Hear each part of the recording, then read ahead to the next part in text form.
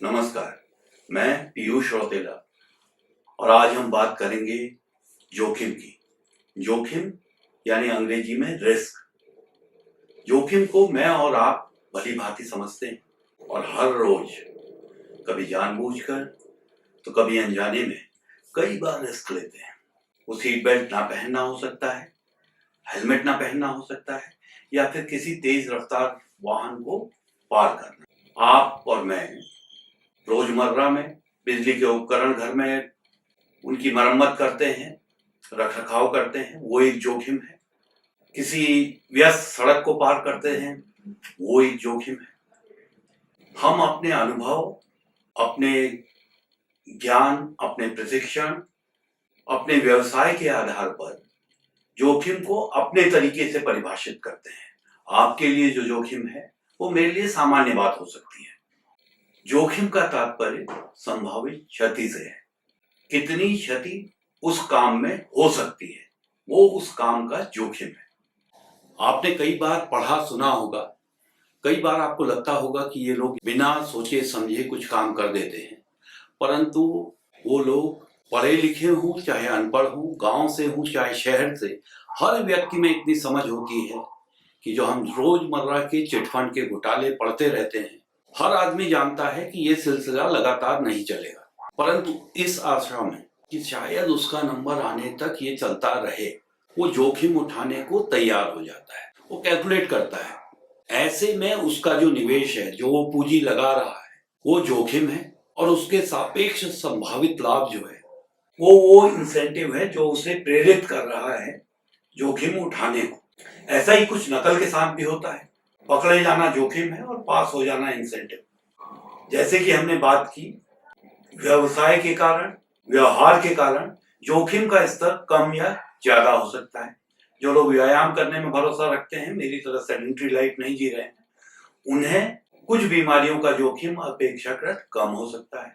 जो लोग सेना में हैं, पुलिस में हैं या फिर औद्योगिक क्षेत्रों में काम कर रहे हैं, उनके जोखिम का स्तर मुझसे ज्यादा हो सकता है। परंतु यहाँ एक चीज समझना जरूरी है कि जोखिम को शून्य कर पाना संभव नहीं है। जोखिम का एक स्तर हमेशा बना रहेगा और सामाजिक आर्थिक स्थितियों के अनुरूप हर समुदाय, हर समाज की जोखिम लेने की एक स्वीकार्य स्तर होता है। अब कोई आदमी इंग्लैंड से आ रहा है, उसके लिए नल का पानी पीना जोखिम हो सकता है, मेरे आपके लिए सामान्य बात हो सकती है। अगर हम तकनीकी रूप से बोले, आपदा प्रबंधन में हम जोखिम को किसी संकट से, भूस्खलन हो सकता है, भूकंप हो सकता है, बाढ़ हो सकती है, किसी संकट से किसी निश्चित समयावधि में और किसी क्षेत्र में किसी निश्चित समयावधि में हो सकने वाले नुकसान के परिमाण के रूप में परिभाषित करते हैं। यानी अगर हम उत्तर भारत ले लें, उत्तर भारत में भूकंप से संभावित नुकसान अगले 5 साल में अगर हम उसे आंकलित कर लें तो वो उत्तर भारत का भूकंप का जोखिम है अगले 5 सालों के लिए। हमारा उद्देश्य जोखिम को कम करना है। उसके लिए हम विभिन्न प्रयास कर सकते हैं। जोखिम क्षति का परिमाण है, उसे आंकलित करने के लिए हम एक सरल गणितीय सूत्र का उपयोग कर सकते हैं। जोखिम बराबर संकट गुणा घातकता डिवाइडेड बाय क्षमता। अगर क्षमता को बढ़ा दें तो जोखिम अपने आप कम हो जाएगा। घातकता और संकट में से किसी एक को कम करें तो जोखिम अपने आप कम होगा। परंतु संकट को कम कर पाना संभव नहीं है, इसलिए हमारे ज्यादातर प्रयास जो हैं वो क्षमता बढ़ाने और घातकता को कम करने पे केंद्रित होते हैं। अगर आपने ठीक से पढ़ा हो, ठीक से देखा हो, तो घातकता में क्षमता समाहित है। अगर क्षमता बढ़ेगी तो घातकता अपने आप कम हो जाएगी, क्षमता कम होगी तो घातकता अपने आप बढ़ जाएगी। हमने यहाँ केवल समझने के लिए, ताकि हम वल्नरेबिलिटी और क्षमता को अलग अलग देख सकें, उनके महत्व को समझ सकें, इसलिए इनको अलग अलग लिखा है। इस सूत्र को हम सरल भी कर सकते हैं। जोखिम बराबर संकट गुणा घातकता।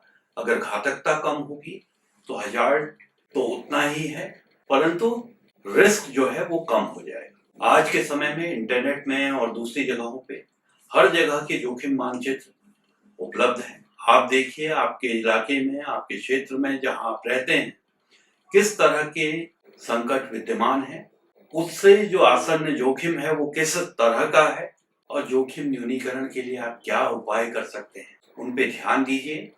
अपने परिवार को सुरक्षित रखिए, आपदाओं में सुरक्षित रहिए। और अगर आपको हमारी बात अच्छी लगी हो, आप आगे भी हमसे जुड़े रहना चाहते हो, तो चैनल को अवश्य सब्सक्राइब करें। नमस्कार।